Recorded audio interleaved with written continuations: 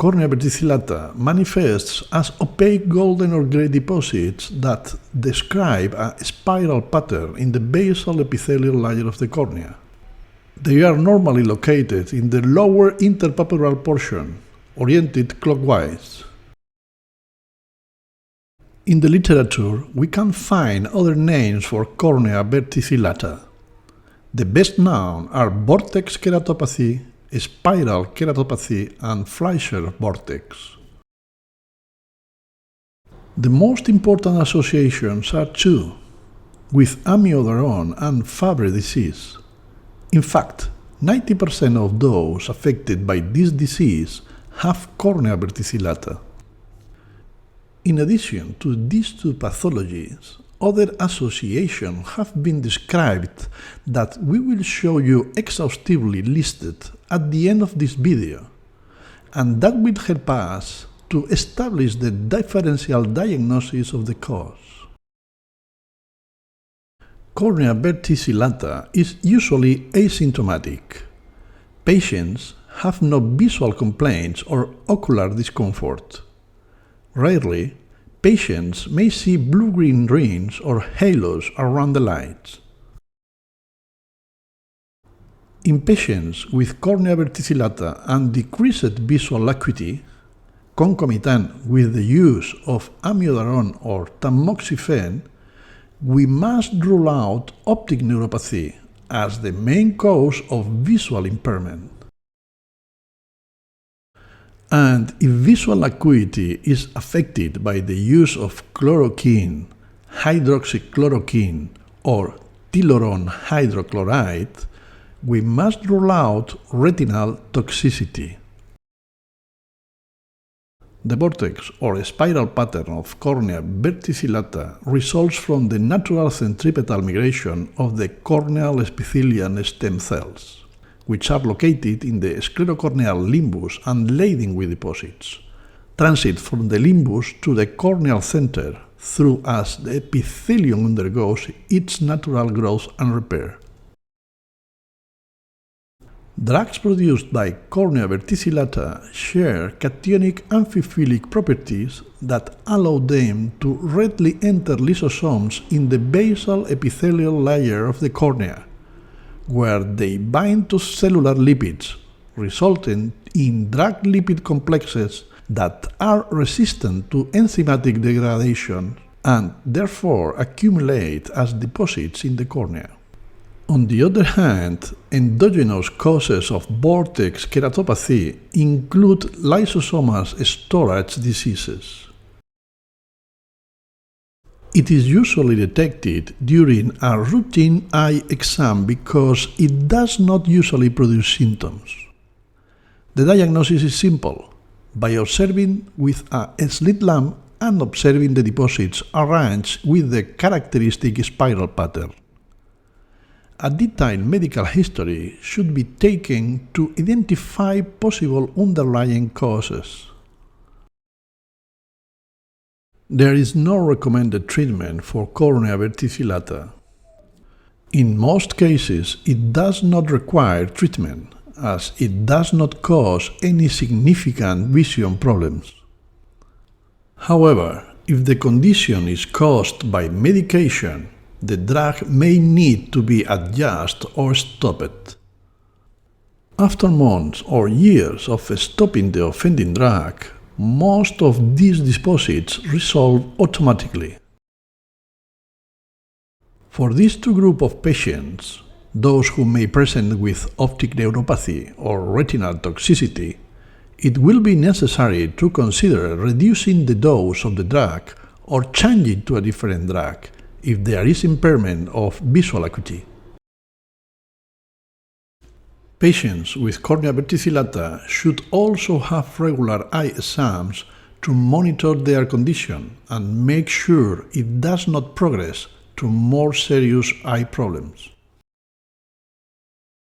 Here you can see medications that have been associated with cornea verticillata.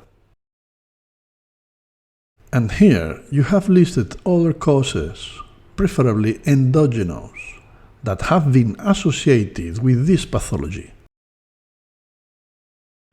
In conclusion, we can say that cornea verticillata is a relatively common lesion that can be caused by certain medications or underlying medical conditions. Although it usually does not cause significant visual problems, it is important to follow up in all cases and rule out retinal or optic nerve complications if visual acuity decreases. Superficial punctate keratitis is a common ocular surface disorder that involves the corneal epithelium. It is an ocular surface disease characterized by the presence of multiple small, round superficial corneal erosions or punctate epithelial lesions on the cornea.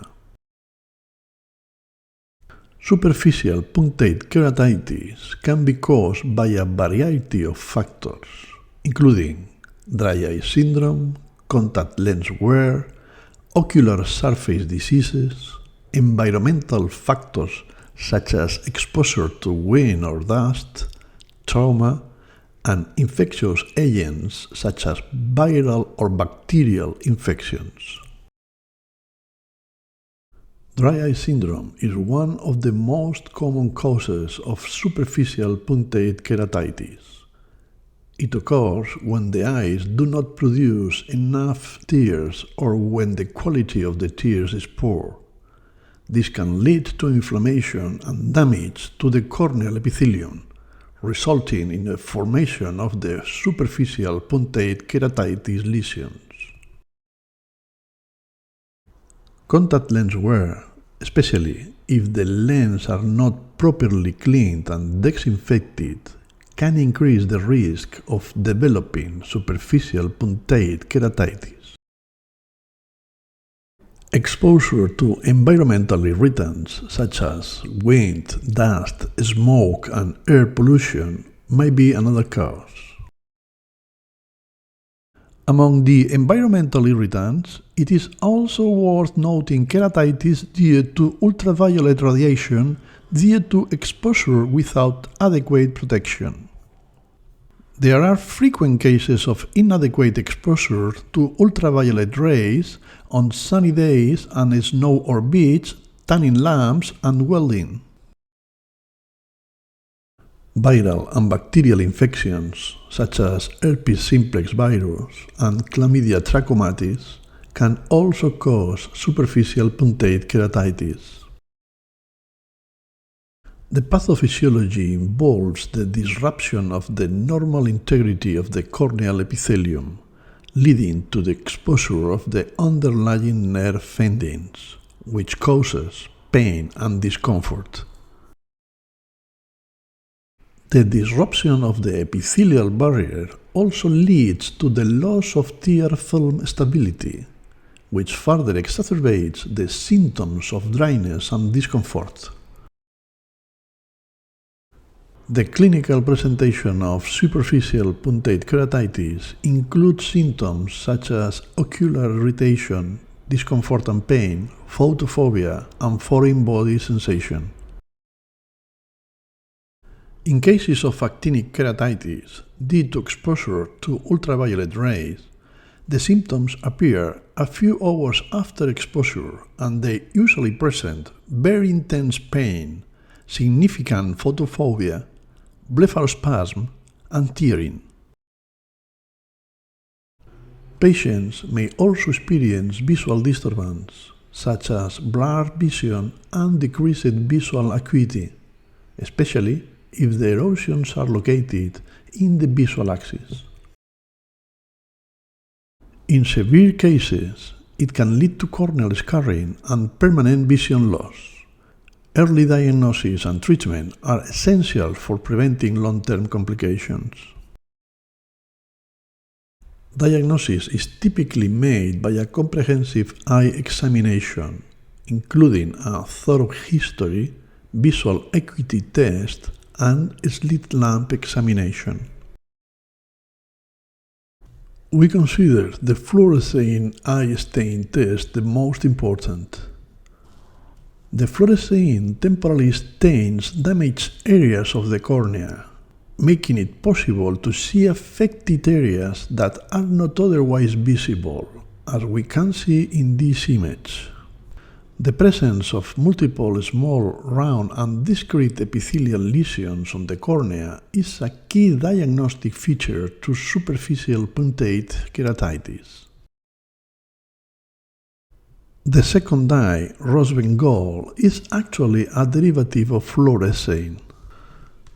Research on rose bengal has revealed that it's blocked from staining of the ocular surface, where molecules such as mucins, albumin, or even an artificial tear compound such as carboxymethyl cellulose are present. Thus, in areas where there are breaks in tear film integrity or a dysfunction in the production of the tear film components, rose bengal can penetrate the ocular surface, where it stains by localizing primarily in cellular nuclei and, to a lesser degree, in other organelles. Somehow, we can say that the rose bengal is going to show us those cells in metabolic suffering. Additional tests may be performed to determine the underlying cause of superficial punctate keratitis, such as a Schirmer test to measure tear production or a culture to identify any bacterial or viral infections. Treatment of superficial punctate keratitis involves identifying and addressing the underlying cause of the condition. In cases where dry eye syndrome is the cause, treatment may include the use of artificial tears, other topical lubricants, and punctal plugs. Lubricating eye drops may be prescribed to help relieve symptoms and promote healing of the corneal epithelium.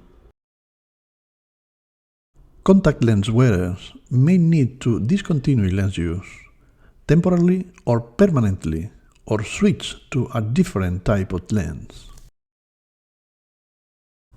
In cases of infectious agents, appropriate topical or systemic antibiotics or antiviral agents may be required. In severe cases of superficial punctate keratitis, topical corticosteroids may be necessary to reduce inflammation, promote healing, and prevent scarring. Prevention includes avoiding exposure to environmental irritants such as smoke and dust, maintaining good hygiene practices when handling contact lenses, using lubricating eye drops regularly if you have dry eyes, and seeking prompt treatment for ocular surface diseases or any eye infections. A special mention of protection from ultraviolet rays, mandatory welding and tanning lamps, and that we must remember and apply in cases of sun exposure, especially if this exposure is accelerated by reflection, as in the case of snow, sun or beach, and especially in children. Regular eye examinations are also important for detecting and treating superficial punctate keratitis early, before it causes permanent damage of the cornea. Patients with dry eye syndrome should also be educated on proper management techniques, such as the use of artificial tears and the avoidance of exacerbating factors. Superficial punctate keratitis is a common ocular surface disease that can be caused by a variety of factors. Early diagnosis and treatment are essential for preventing long-term complications, such as corneal scarring and permanent vision loss. By taking preventive measures, such as maintaining good hygiene practices and seeking prompt treatment for any eye infections, you can reduce your risk of developing superficial punctate keratitis and protect your vision. If you experience any symptoms of superficial punctate keratitis, such as a pain, redness, or sensitivity to light, it is important to seek prompt medical attention from an eye care professional. The bloody truth about hyposphagma. Hyposphagma, commonly known as subconjunctival hemorrhage, is a condition that occurs when blood leaks into the space between the conjunctiva and the sclera in the eye. This results in a bright red patch on the white of the eye. While it may look alarming, hyposphagma is usually harmless and resolves on its own within a week or two. However, in some cases, it may be a sign of an underlying medical condition and require further evaluation. Hyposphagma can occur due to a variety of reasons, including trauma or injury of the eye, coughing or sneezing forcefully, high blood pressure, blood thinning medications, and certain medical conditions such as diabetes or blood disorders. In rare cases, hyposphagma may be a symptom of more serious condition, such as leukemia or bleeding disorder. It is important to consult a doctor if you experience recurrent or severe hyposphagma, or if it is accompanied by other symptoms such as pain or vision changes. The main symptom of hyposphagma is a bright red patch on the white of the eye.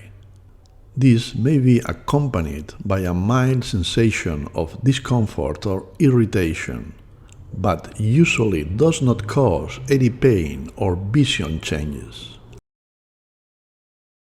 In rare cases, hyposphagma may be more extensive and cover a larger area of the eye, or occur in both eyes simultaneously. It is important to monitor the condition and seek medical attention if it worsens or persists for more than 2 weeks. Hyposphagma is usually diagnosed through a physical examination of the eye and may require further testing if there is suspicion of an underlying medical condition. We must differentiate hyposphagma from another cause of red eye, such as hyperemia. In hyperemia, the eye is red and blood vessels may appear, whereas in hyposphagma, the vessels are not seen as they are hidden by bleeding. Treatment for hyposphagma is generally supportive and may include the use of lubricating eye drops or ointments to relieve any discomfort or dryness. In rare cases, surgical intervention may be required to remove the blood clot or repair any underlying damage to the eye. While hyposphagma cannot always be prevented, there are some steps that can be taken to reduce the risk of developing this condition. These include avoiding rubbing or touching the eyes excessively, maintaining good eye hygiene, managing medical conditions such as a high blood pressure or diabetes, and avoiding activities that could increase the risk of eye injury. It is also important to seek prompt medical attention if you experience any symptoms of hyposphagma or have a history of recurrent episodes. Hyposphagma may look alarming, but it is usually harmless and resolves on its own within a week or two. However, it is important to monitor the condition and seek medical attention if it worsens or persists for more than 2 weeks, or if it is accompanied by other symptoms such as pain or vision changes. By taking steps to prevent hyposphagma and seeking prompt medical attention when necessary, individuals can help protect their eye health and maintain optimal vision. On the external surface of our eyes, the conjunctiva and corneal epithelium lives a saprophytic bacterial flora that we are going to know now. This set of bacteria will normally live with us and will not cause pathology. We find Staphylococcus epidermidis, Staphylococcus aureus, Diphtheroids, Propionibacterium acnes, Micrococcus, Streptococcus, and anaerobic bacteria. Occasionally, we can also find Haemophilus influenza, Moraxella, gram-negative enteric bacilli, other bacteria of the Bacillus group, and filamentous fungi as part of the usual conjunctival saprophytic flora. Finally, here you can see all the usual saprophytic flora of the ocular surface, both the frequent microorganisms and those that we can see occasionally. Phacomorphic glaucoma is the term used for secondary angle cluster glaucoma due to lens intumescence. Phacomorphic glaucoma can be caused by an advanced cataract, a rapidly intumescent lens, or a traumatic cataract. As a pathogenetic mechanism, senile advanced or traumatic cataract increase the thickness of the lens and may cause pupillary block and angle closure. This iridolenticular apposition disrupts the flow of aqueous humor from the posterior chamber to the anterior chamber. This results in the accumulation of aqueous humor in the posterior chamber, pushing the iris root forward, which may ultimately contact the trabecular meshwork and lead to angle closure. Risk factors predisposing to phacomorphic glaucoma include hyperopia, which is associated with a smaller anterior chamber. The presentation of phacomorphic glaucoma is similar to acute angle closure glaucoma. Patients may experience severe pain and headache secondary to elevated intraocular pressure, blurred vision, perception of halos around lights, nausea, vomiting, bradycardia, and sometimes diaphoresis. Clinical features may include corneal edema, conjunctival injection, and mid-dilated pupil. The intumescent lens may be observed pushing the iris forward and reducing the anterior chamber depth. Anterior chamber cells and flare may also be present. Phacomorphic glaucoma is diagnosed clinically. Gonioscopy reveals a closed angle. Initial treatment is directed at lowering the intraocular pressure with aqueous suppressants or hyperosmotic agents. Depending on the degree of corneal edema, laser iridotomy is often recommended, also in the fellow eye if it is anatomically predisposed to the angle closure glaucoma. Once intraocular pressure and inflammation are under control, definitive treatment with cataract extraction should proceed. In these cases, cholinergic medications such as pilocarpine should be avoided.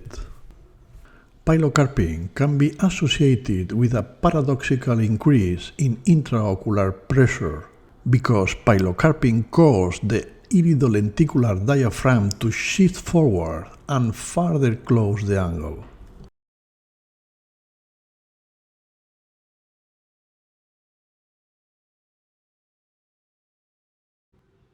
First, we will see a thinning of the neuroretinal rim, containing the axons of ganglion cells. This thinning of the neuroretinal rim reflects the loss of ganglion cells due to glaucomatous damage. The circle represents the normal optic disc capsize in a patient without glaucoma.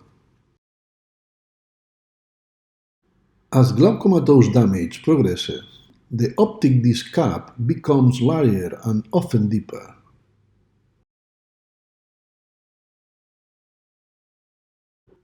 As the neuroretinal rim thins from ganglion cell loss, the lamina cribosa is exposed and its perforated surface can be clearly seen.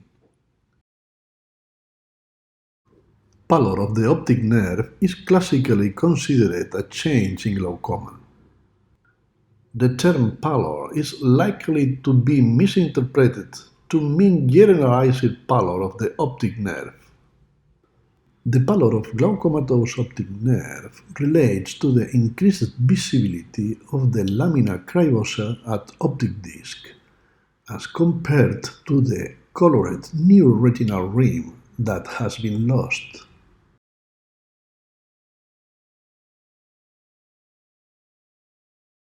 In a healthy disc, vessels pass over the sloping rim of the cap to reach the retina.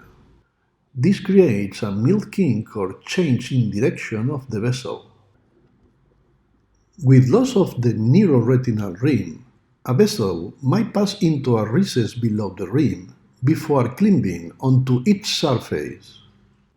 This creates a double angulation, a Z-shaped bend, which looks like a bayonet. Bonnet sign is a characteristic sign of advanced glaucoma.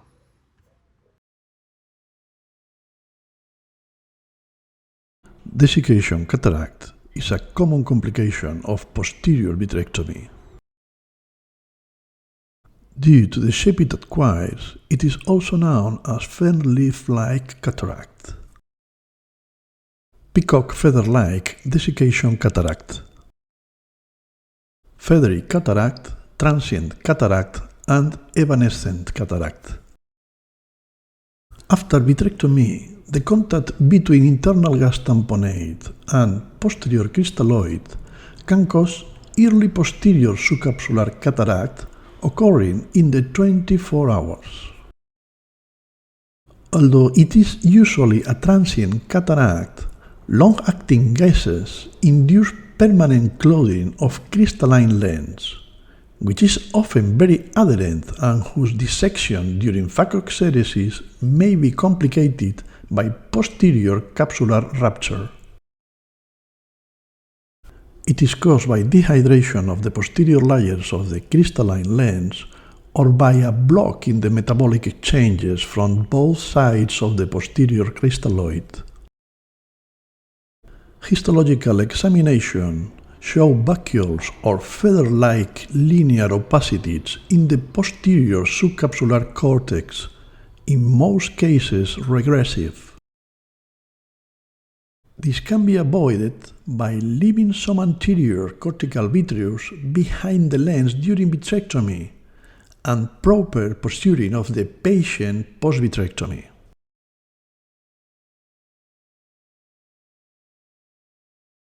In 1902, Wölfflin described whitish nodules that were characteristically present in light-colored irides. Later, the English psychiatrist Thomas Brushfield in 1924 reported the high prevalence of these nodules in patients affected by trisomy 21, Mongolism, or Down syndrome. Brushfield spots or Wölfflin nodules are described as white or gray spots that are arranged concentrically to the pupil, forming a ring that is usually located from the middle area of the iris to the periphery of the iris, depending on the case. Histologically, these spots are made up of connective tissue. They are zones of hyperplasia of the iridium stroma surrounded by a zone of relative hypoplasia, as already demonstrated by Parchers in 1958 and Jaeger in 1980. They are considered a normal, not pathological trait. According to different studies, the prevalence of these nodules in patients with Down syndrome varies between 35 and 78%, and they are more frequent in individuals of European race than in patients with Asian heritage. They have only been described, as we have said, in lightly colored eyes, although more recent studies with infrared light have also shown the presence of these nodules in dark areas. This is because melanin is relatively transparent to infrared wavelengths, as demonstrated by Collias in 1995. The characteristics of the iris below the pigmented layer of the anterior border are revealed on examination with infrared light, and the presence of these nodules in iris more pigmented. In summary, Brushfield spots or Wölfflin's nodules are whitish or grayish spots on the iris. They form a ring concentric to the pupil, which is located from the periphery to the middle of the iris. They are made up of connective tissue. It is a non-pathological trait, common in a Down syndrome, and have been described in light irides, although analyses with infrared light are showing that they exist in dark irides. Thank you so much for your attention.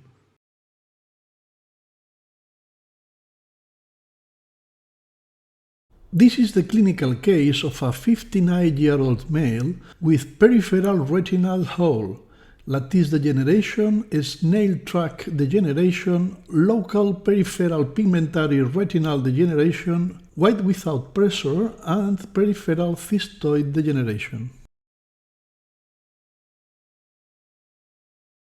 Pointed by the arrow, we can see a peripheral retinal hole.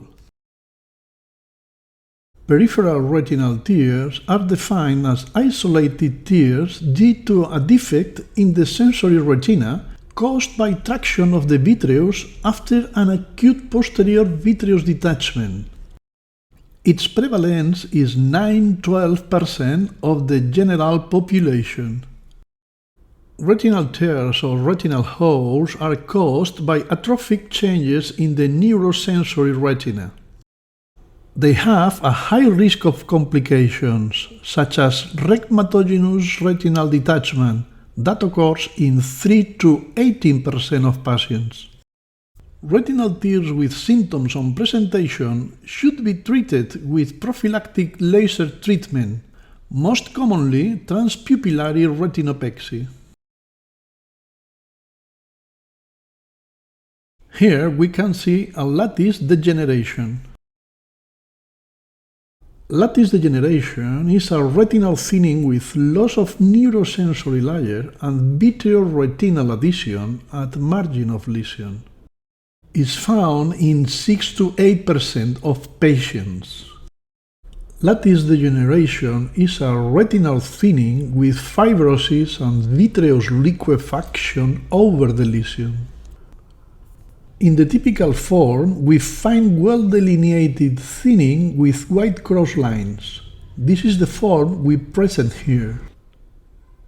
The atypical form is found adjacent to vessels, in radial pattern.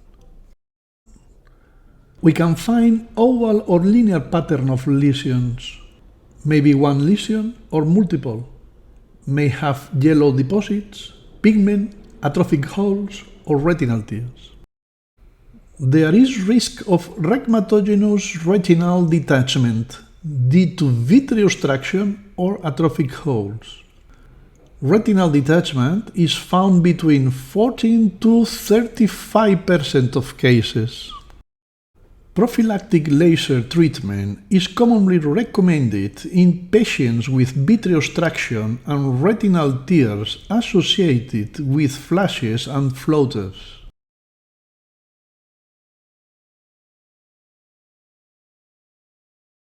Here we can see a snail track degeneration. Is defined as groups of glistening white dots which have been compared to frost granules or salt. Snail track degeneration may be early stage of lattice degeneration.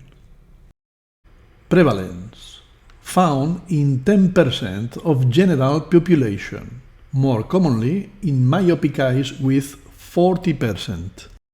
Is a retinal thinning with vitreous liquefaction above the lesion, associated with vitreoretinal traction. More often in superior quadrants, superior temporal and superior nasal quadrants. Histologically, this lesion consists in a degeneration of the neural elements of retina, leading to an atrophy of the tissues with lipid deposits in the internal retinal layers. Complications may lead to retinal tears or retinal holes in up to 54% of patients. OCT findings show irregular retinal surface, vitreous destruction, and vitreoretinal adhesions with traction at the margins. Prophylactic laser treatment should be recommended in patients with vitreous traction or retinal tears associated with flashes and floaters.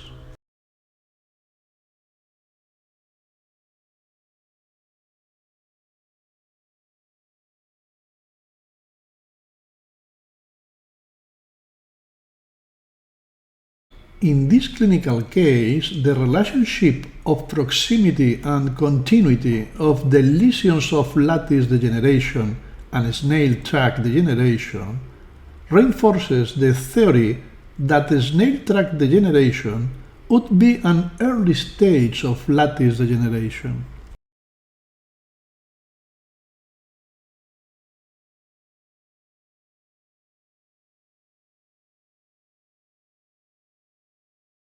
Here we can see a localized peripheral pigmentary degeneration.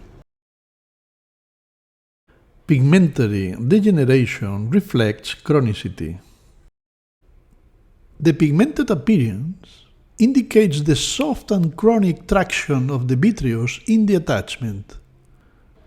The constant vitreous traction ends up causing damage to the retinal pigment epithelium. This lesion can be found associated with different types of peripheral retinal degeneration. Here we can see a white without pressure area.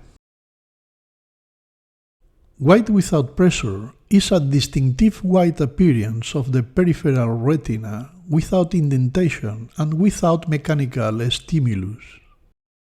Is found in up to 30% of normal eyes, often bilateral. More frequently diagnosed in younger patients, may be associated with longer axial length. Is whiter than the normal retina and the choroidal markings are almost obscured. Found in post-equatorial region at the base of the vitreous and thorax serrata. Whiteness further accentuated with scleral depression, and margins are sharply demarcated from normal retina. Exact cause is unknown. One school of thought states it to be a manifestation of peripheral vitreous traction, while one believes it to be simple and abnormal reflex from a structurally normal vitreous retinal interface. Frequently causes confusion with subclinical retinal detachment and retinoschisis, but indentation clearly reveals that the retina is still opposed to the retinal pigmentary epithelium. No treatment necessary. There is a low risk of association with retinal detachment, so patients are examined every 1 or 2 years.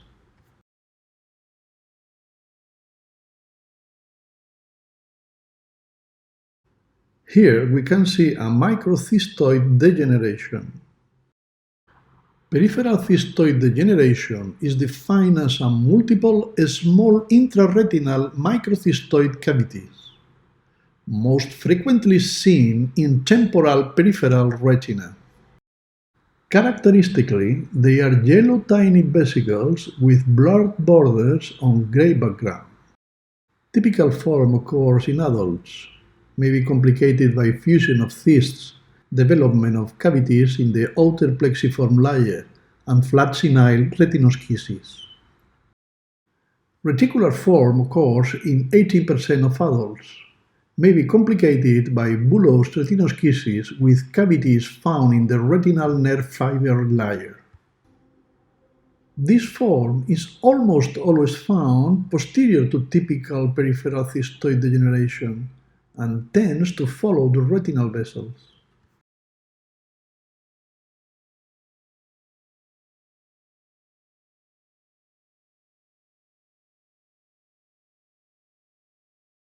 On many occasions during ophthalmoscopy, it can be very difficult for us to see a macular epiretinal membrane due to its transparency. It is then that it will be very helpful for us to identify the indirect signs that the macular epiretinal membrane will produce on the adjacent extractors. We are going to see it from a clinical case. Striatum folds in the neurosensory retina underlying the membrane are common. They are produced by directional traction caused by the same membrane. This traction also acts on the retinal vessels, on which it exerts two actions. The first we see here, and it is the stretching and elongation of the retinal vessels. These lose their physiological curvatures and appear straight. This action is produced at a distance by the membrane.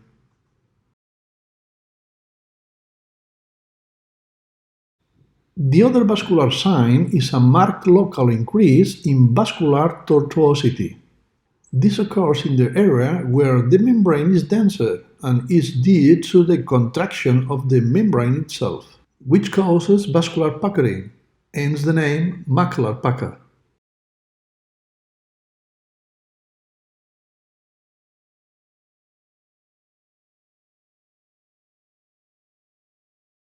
You can see Bonnet Sign here, inside the circle, and it is made up of the following triad. Firstly, a pathological arteriovenous crossing. In this case, we can classify it as degree 3 of Gunz's scale, degree 3 of the Gunz sign. This pathological arteriovenous crossing has been associated with the second component of the triad, the cotton wool exudate. And the third component of the triad is the presence of intraretinal or splinter hemorrhages in the vicinity of arteriovenous crossing. This is the characteristic triad of Bonnet sign. Bonnet sign is equivalent to Gunz sign grade 4. Signs in Gunz classification when a pathological grade 3 arteriovenous crossing is also associated with a cotton wool exudate and hemorrhage, or retinal hemorrhages, it is considered a grade 4. The same type of pathological arteriovenous crossing without bleeding or associated soft exudate would be a grade 3 Gunz sign, while if both are associated, the crossing would be then be grade 4. As you can see, Bonnet sign is incorporated into Gunz classification. Bonnet sign or Gunz sign grade 4 is associated with malignant arterial hypertension and is also considered a sign of prethrombosis. We showed this clinical case of a patient who, in his left eye, presented an inferior temporal retinal branch artery occlusion. We will see the most characteristic signs of this entity. In this case, the arterial occlusion has occurred in the inferior temporal branch just before reaching the edge of the optic disc. With some difficulty due to edema, the embolus, the cause of the arterial obstruction, a Hollenhorst plaque, can be seen. The ischemic retina appears swollen, has lost its transparency and acquires this whitish tone. It is easy to distinguish the boundaries between the edematous retina, due to acute ischemia, and the healthy retina. In this wide field retinography, we can see the area where the greatest amount of ischemic retinal edema is concentrated. Inferior and temporal to this area, we will also find acute parenchymal ischemia, although the retina is not so edematous. The layers of the retina where the edema accumulates are thinner the farther we are from the posterior pole. Being thinner, they will retain less fluid and show less edema, but the entire inferior temporal quadrant will be functionally affected. In this case, it is easy to distinguish an increase in perimacular venous tortuosity. What constitutes the Geist sign, which is related to hypertensive retinopathy. Here we see a very characteristic sign of retinal arteriolar occlusion, and it is fractionation, intravascular fragmentation of the blood column. We can see bloodless areas that alternate with areas where the vessel still has blood content. This sign is the box-carrying or cattle track sign. We can also find completely bloodless vessels, the ghost vessels. In this area, we also see a pathological arteriovenous nicking. And in this more posterior area, closer to the optic disc, we can also see another arteriovenous nicking. Both are being related to the underlying hypertensive retinopathy in this patient. When the edema affects to the optic disc or the most immediate peripapillary area, a blurring of the optic disc margins will appear, and also an edema of the fibers that constitute the optic disc neuroretinal rim. We are going to complete this case by commenting on another pathology that it presents, and that is not related to arteriolar obstruction. Here we have indicated with the arrow a part of the Weiss ring. Pathognomonic sign of posterior vitreous detachment. And we also see numerous hard drusen.